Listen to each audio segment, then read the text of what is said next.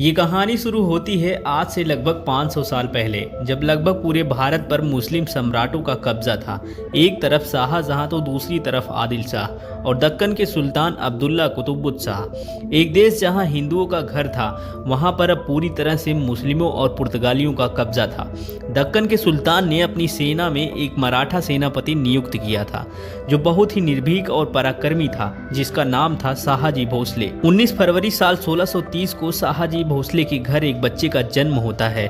सभी लोग सोचते हैं कि ये बच्चा भी एक दिन अपने पिता की तरह मुस्लिम सुल्तान के फौज का सेनापति बनेगा, लेकिन नियति को तो कुछ और ही मंजूर था।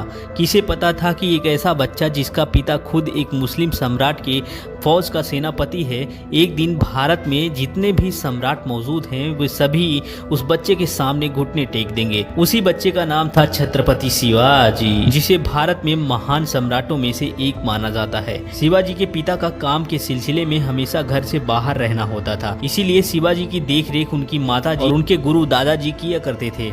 ये वक्त था 1646 के लगभग, जब शिवाजी की उम्र महज 16 साल की थी। उस वक्त भारत में किसी भी हिंदू शासक का अपना स्वतंत्र राज्य स्थापित कर पाना लगभग असंभव था, क्योंकि भारत के लगभग हर एक हिस्से में मुस्लिम सम्राट का कब्जा था। और अगर कोई हिंदू शासक अपना स्वतंत्र राज्य स्थापित करना भी चाहता तो उसके लिए 3 परिस्थितियों का होना बहुत जरूरी था। एक कि वह शक्तिशाली साम्राज्य से दूर हो, ताकि कोई सम्राट उस पर अटैक न कर पाए।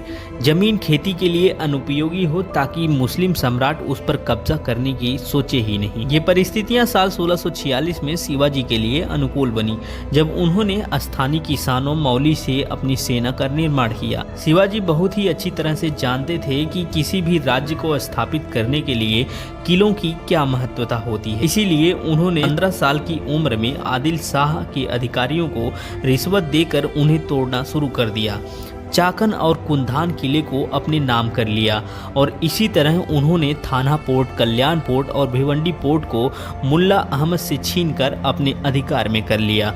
इन घटनाओं ने आदिल शाह के साम्राज्य में हड़कंप मचा दिया कि आखिर ऐसा कौन आ गया जो मुस्लिम सम्राट के साम्राज्य में दखलंदाजी कर रहा है। जैसे ही उन्हें पता चला कि ये काम कोई और नहीं बल्कि शाहजी भोसले का बेटा कर रहा है, शिवाजी को रोकने के लिए उनके पिता को गिरफ्तार कर लिया गया। इसीलिए शिवाजी ने 7 साल तक आदिल शाह पर सीधा आक्रमण नहीं किया।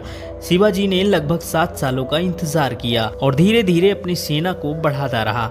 एक वक्त ऐसा आया जब उन्होंने 50 से भी ज्यादा किलों को अपने नाम कर लिया। धीरे धीरे शिवाजी का प्रभाव बढ़ने लगा। अब लोगों को लगने लगा था कि कोई तो है जो मुस्लिम सम्राट को टक्कर देने वाला है। साल 1659 में अफजल खान ने शिवाजी को चालाकी से मारने का प्लान बनाया।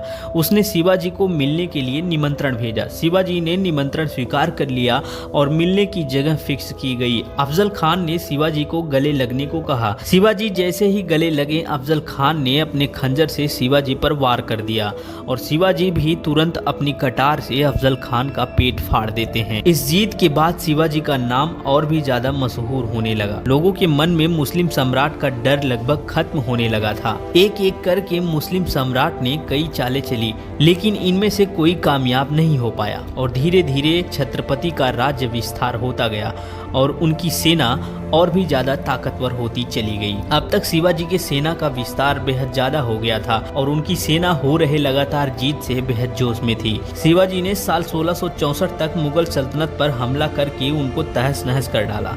1671 से 1674 तक औरंगजेब ने भरसक प्रयास किया कि कैसे भी करके शिवाजी को अपने अधीन कर लिया जाए, लेकिन वह ऐसा करने में पूरी तरह असफल रहा। 1674 में हिंदू परंपराओं के साथ शिवाजी का राज्याभिषेक किया गया। वो मराठा के राजा बने। नौसेना का निर्माण भारत में पहली बार शिवाजी ने ही किया था। उन्होंने 4 किलों और 2000 सैनिकों से शुरुआत किया था और उनके मृत्यु के समय यह गिनती 300 किलो और 1 लाख सैनिकों की हो गई थी। शिवाजी का स्वास्थ्य खराब हुआ। तेज बुखार और पेचिश की वजह से 52 साल की उम्र में उनकी मृत्यु हो गई। दोस्तों, ये जानकारी आपको कैसी लगी और आप वीर छत्रपति शिवाजी के बारे में क्या सोचते हैं, कमेंट में ज़रूर बताइएगा। वीडियो को लाइक कर दीजिए और चैनल को सब्सक्राइब करके पास में आ रहे बेल आइकन को प्रेस कर लीजिए, ताकि इसी तरह के इंटरेस्टिंग वीडियोस आपको मिलते रहें। दोस्तों, मिलते हैं ऐसे ही इंटरेस्टिंग वीडियो के साथ नेक्स्ट वीडियो में। तब तक के लिए बाय बाय। जय हिंद, जय भारत।